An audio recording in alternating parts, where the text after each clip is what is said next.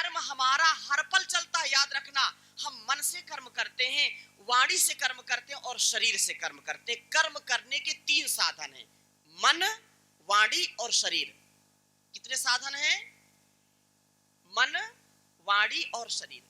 निरंतर इससे कर्म करते हैं। याद रखना, यन मनसा मनुते तद वाचा वदति, यद वाचा वदति तद कर्मणा करोति, यद कर्मणा करोति तद अभिसंपद्यते। याद रखना, जैसा हम मन से विचार करेंगे वैसा ही वाणी से बोलेंगे, और जैसा वाणी से बोलेंगे वैसा कर्म भी करेंगे, और जैसा कर्म करेंगे वैसा हमारा संस्कार बन जाता है, और हम जन्म जन्मांतरों तक उसको भोगते रहते। जन्म जन्मांतरों तक हमने यदि मन से पाप किया है तो याद रखना हमको उसका परिणाम भोगना पड़ेगा, और हमने पुण्य किया है तो पुण्य का लाभ हमको मिलेगा।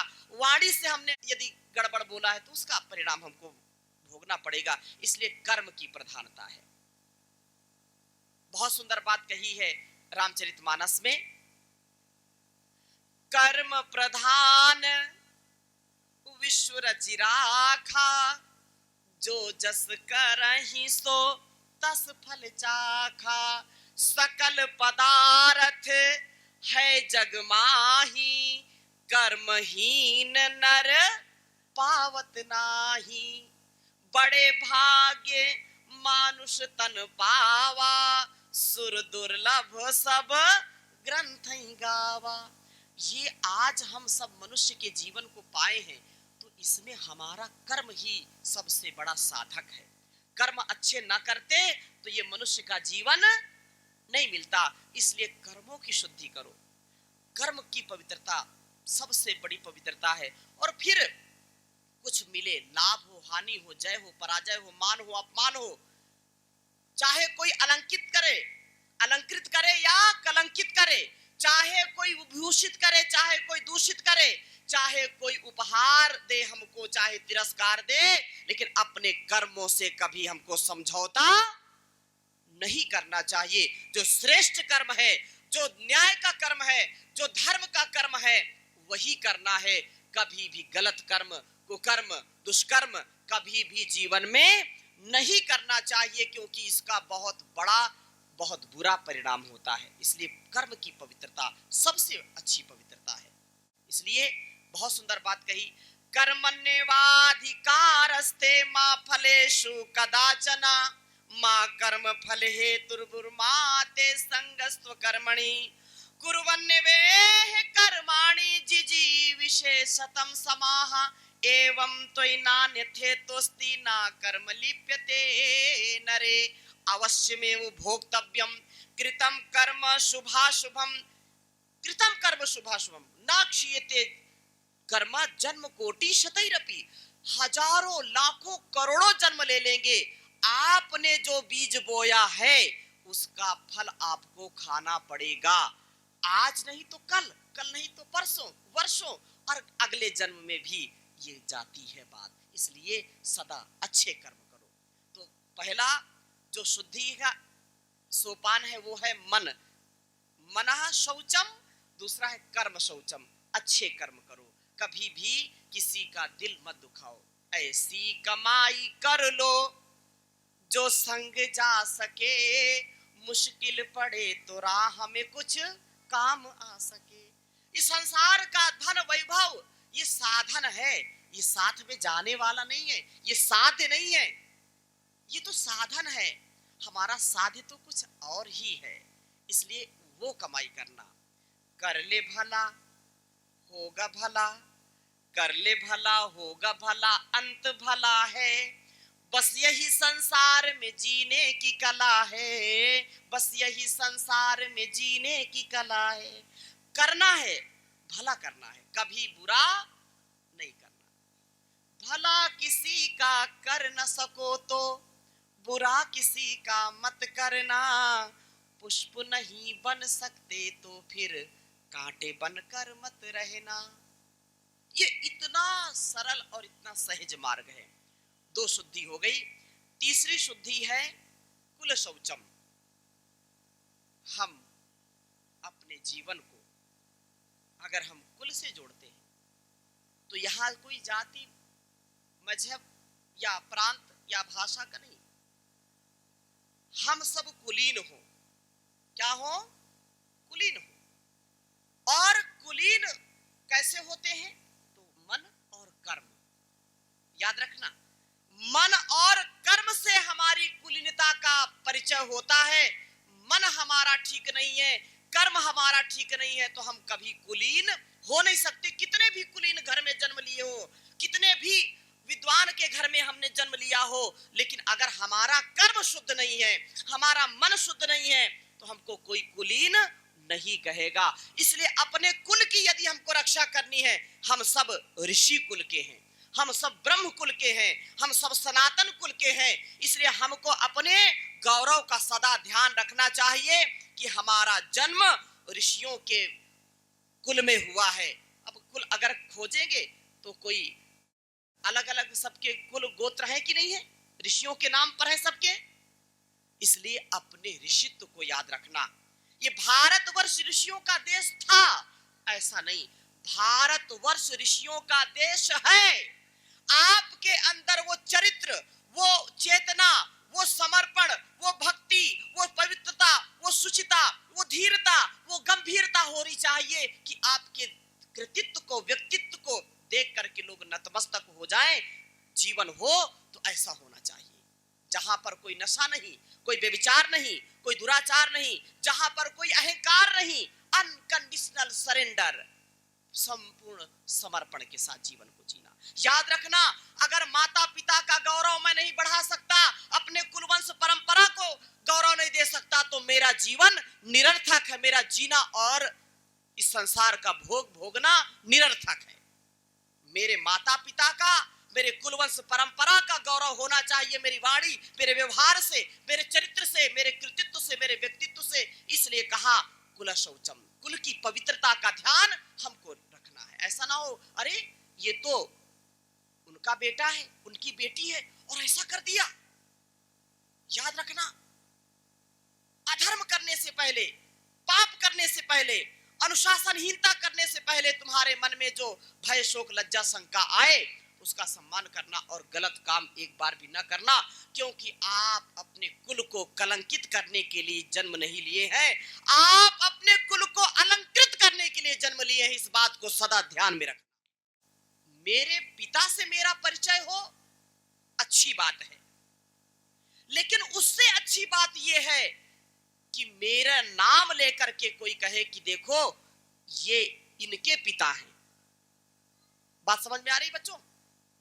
आपके माता पिता से आपको जाना जाए, अच्छी बात है, लेकिन उससे कहीं बहुत अच्छी बात यह है कि आपका व्यक्तित्व, आपका सामर्थ्य इतना दिव्य हो जाए कि आपका नाम पूरे संसार में छा जाए और आपके माता पिता आपके नाम से जाने जाएं। ऐसा जीवन जीना, ये हमारी भारतीयता है। कितने महापुरुषों का नाम आप लीजिए, भगवान राम का नाम लीजिए, भगवान कृष्ण का नाम लीजिए, महर्षि दयानंद का नाम लीजिए, भगत सिंह, चंद्रशेखर आजाद, सुखदेव का नाम लीजिए। उनके नाम से उनके पिता, उनके कुल वंश परंपरा को हम याद करते कि नहीं करते? अगर हम वर्तमान में परम पूज्य स्वामी जी महाराज को देखें, गुरुदेव जी को देखें, योग ऋषि स्वामी जी महाराज को देखें, पूरी दुनिया में योग को फैला दिया और आज उन्होंने अपने माता पिता का, अपने गुरु का, अपने कुलवंश परंपरा का नाम रोशन कर दिया। कर दिया कि नहीं कर दिया? तो ऐसी संतान बनिए, ऐसे व्यक्तित्व के धनी बनिए, तब जाकर के जीवन सार्थक होगा। तो मना शौचम, दूसरा कर्म शौचम, तीसरा कुल शौचम। सदा याद रखना, आपके कारण आपका कुल कभी कलंकित नहीं होना चाहिए, सदा अलंकृत हो, दूषित नहीं होना चाहिए, विभूषित होना चाहिए। चौथी बात, शरीर शौचम, शरीर की शुद्धता, पवित्रता होनी चाहिए। होनी चाहिए कि नहीं?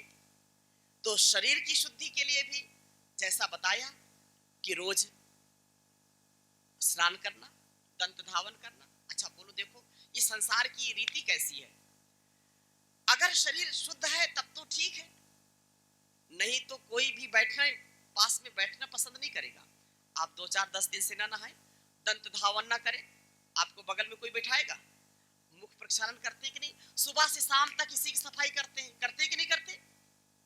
अष्टाचक्र नौ द्वारों की सफाई करते, और सबसे गंदगी निकलती है। कोई मनुष्य के शरीर का कोई अंग या रोमकूप की हम बात करें तो कोई अच्छी चीज निकलती है क्या? इससे गंदगी ही तो निकलती है। तो इसकी शुचिता, पवित्रता का ध्यान रखें, क्योंकि अगर अशुचिता रखेंगे, अपवित्र रखेंगे, शरीर को पवित्र नहीं रखेंगे तो बीमारियां बढ़ेंगी और दूसरों तक वो बीमारी जाती कि नहीं जाती? अगर हम पेट साफ नहीं रखें, अगर हम छींकते हैं, खांसी आती है, तो बगल वाले को भी तो रोग होगा कि नहीं होगा? इसलिए ये भी शौच, ये पवित्रता शरीर की बहुत आवश्यक है। शरीर की शुद्धि का तात्पर्य ये नहीं है कि लीपा पोती दिन भर चलती रहे। कुछ लीपा पोती करते रहते, फेरन लवली लगाने से कोई सुंदर नहीं बनता, याद रखना। जगत में कुछ नहीं परमानेंट, फेरन लवली चाहे लगा लो सेंट, जगत में कुछ नहीं परमानेंट। नाम प्रभु का दिल में राखो, नाम प्रभु का दिल में राखो, दिल्ली घूमो चाहे कैंट, धोती कुर्ता चाहे पहन लो पैंट, जगत में कुछ नहीं परमानेंट। परमानेंट तो एक ही है, वो परम पिता परमेश्वर जो सबका नियंता है, जो जगत का कर्ता, भरता और हरता है, जिसको अंग्रेजी में गॉड बोलते हैं। क्या बोलते हैं? God. G for generator, O for operator, D for destroyer. वही उत्पत्ति करता है, वही पालन करता है, और वही फिर प्रलय करता है, वो सबको फिर विलीन करने वाला है। और अगली बात क्या कही? वाक शौचम, बहुत सुंदर बात है, इसको समझ लीजिए। पांचवी जो शुद्धता है वो क्या है? वाणी। ये वाणी बड़ी कमाल की है, ये बड़ी झगड़े कराती है और बिछड़े को मिलाती भी है। सबसे बड़ा आभूषण संसार में कोई है तो वाणी है। अच्छा देखो, लोगों ने सीरियल शुरू कर दिया, सास बहू का झगड़ा। यहाँ जो सास है ये बहुत दिव्य है और बहू भी बड़ी अच्छी मिली है, आप भी ऐसे होंगे, तो इनके लिए नहीं बोले, बात बता रहा हूँ, छोटी छोटी बातों में झगड़ा। अच्छा पहले तो अब सास बहू के झगड़े देखते थे, अब माँ बेटी के झगड़े हो रहे कि नहीं हो रहे? बहन बहन के झगड़े, भाई भाई के झगड़े, रोज के ही रगड़े। झगड़े से बचना है तो वाणी को ठीक करिए। वाणी ही व्यक्ति को बहुत दिव्य और भव्य संबंधों में रखती है, प्रीति में रखती है। वाणी ऐसा आभूषण है कि तुरंत ही इसका प्रभाव पड़ता है। कबीर ने क्या कहा? बहुत सुंदर बात कही, ऐसी वाणी बोलिए मन का आपा खोए, ऐसी वाणी बोलिए मन का आपा खोए, औरन को शीतल करे आपहु शीतल होए रे कबीरा, आपहु शीतल होए। अब देखो क्या कहा कि आपको भी अच्छी लगे और दूसरों को भी अच्छी लगे। अच्छा कुछ जो है खुराफाती लोग होते, कहा कि ऐसी वाणी बोलिए कि तुरते झगड़ा होए और उससे झगड़ा ना करो जो तुमसे तगड़ा होए। कुछ लोग ऐसे होते हैं, बहुत सावधान रहते हैं, तो जहां वो समझते हैं कि यहाँ झगड़ा नहीं होगा और मैं सेफ रहूंगा, सुरक्षित रहूंगा, बोलते हैं ऐसे ही। लेकिन सत्य बात तो यही है कि कुदरत ने जो हमको दिया है, कुदरत को नापसंद है सख्ती जुबान में, कुदरत को नापसंद है सख्ती जुबान में, शायद इसीलिए नहीं बनाई हड्डी जुबान में। बोलो हड्डी बनी क्या? बिल्कुल नरम, और इसलिए बड़ मीठी मीठी वाणी, कि सबसे मीठी वाणी बोल यही भेंट अनमोल, सबसे मीठी वाणी बोल यही भेंट अनमोल, न किसी को कभी भी तू सताना रे। हो लेके जग से बुराई मत जाना रे। करना सेवा सत्कार, करना दूसरों से प्यार, लेके जग से बुराई मत जाना रे। बंदे कभी बनना ना अभिमानी, ईश्वर के आगे चले ना मन मानी। ईश्वर लेगा हिसाब, देना पाए तू जवाब। ईश्वर लेगा हिसाब, देना पाए तू जवाब। तब तो तुझको पड़ेगा पछताना रे। ओ लेके जग से बुराई मत जाना रे। वाणी का प्रयोग बहुत अच्छा होना चाहिए। भर्तृहरि बहुत सुंदर बात कहते हैं कि अगर आप वाणी से ठीक हैं तो सारे संसार को अपना बना सकते हैं, और आपकी वाणी ठीक नहीं है तो अपने घर परिवार से भी आप हाथ धो बैठेंगे, अपने मित्रों से भी हाथ धो बैठेंगे। सबसे बड़ा आभूषण है। अपने भी हो जाते हैं गैर, तल्ख है जिनकी जुबान। गैर भी हो जाते हैं अपने, सीरी है जिनकी जुबान, मीठी है जिनकी जुबान। यद वदामी मधुमत तद वदामी, जो मैं बोलूं उसको मैं मधु के समान मीठा बोलूं, मधुर बोलूं, उसमें कभी कोई गड़बड़ नहीं होनी चाहिए, और निरहंकार भाव से बोलो। ये वाणी का भाव इतना अच्छा है कि वाणी के प्रभाव से आप सारे संसार को अपना बना सकते हैं। वाणी में बोलने में तो कोई कंजूसी नहीं होनी चाहिए। कुछ लगता है क्या वाणी बोलने की? नहीं लगता। इसलिए भर्तृहरि कहते हैं केयूराणि न भूषयन्ति पुरुषम, हारा न चंद्रोज्ज्वला, न स्नानं न विलेपनं न कुसुमं, नालंकृता मूर्धजाः, वाण्येका समलंकरोति पुरुषं, या संस्कृता धार्यते, क्षीयन्ते खलु भूषणानि सततं, वाग्भूषणं भूषणं वाग्भूषणं भूषणं। देखो संसार में जितने भी आभूषण है वो हम सब नष्ट कर देते हैं। बहुत सेंट डाला, बहुत साज सज्जा की, वो सब लीपा पोती छूट जाती है। लेकिन सबसे बड़ा कोई आभूषण है वो जो संस्कारित की हुई वाणी। ये सबसे बड़ा सुंदर धन है। और पहले लोग कहते थे कि बात ही हाथी पाइए, बात ही हाथी पाओ। एक कहावत है कि पहले के राजा महाराजा अगर आपकी बात से प्रसन्न हो जाते थे तो हाथी घोड़े दान में दे देते थे, गांव दान में दे देते थे। और एक बात से नाराज हो गए तो हाथी के पैर के नीचे ही कुछ ला देते थे, उसकी मृत्यु दंड दे देते थे। इसलिए वाणी की शुद्धता बहुत आवश्यक है। मन का, वाणी का, व्यवहार का, शरीर का, सब प्रकार से हम अपने जीवन को अच्छा बनाएं। और महर्षि मनु कहते हैं कि अद्भि गात्राणि शुद्ध्यन्ति, मनः सत्येन शुद्ध्यति, विद्या तपोभ्याम भूतात्मा, ज्ञानेन बुद्धिर्ज्ञानेन शुद्धति। बुद्धि की शुद्धि ज्ञान से होती है। वहां जहां से मैंने बात शुरू की थी, अपने आप को क्या बनाइए? ज्ञानी बनाइए। क्या बनाइए? ज्ञानी। और ज्ञान से ही व्यक्ति महान बन सकता है। ज्ञान कब मिलेगा? हमारे इंद्रियों पर, हमारे मन पर, हमारे संपूर्ण व्यवहार पर हमारा नियंत्रण होगा तो निसंदेह हम अपने जीवन और जगत को कल्याण से भर पाएंगे।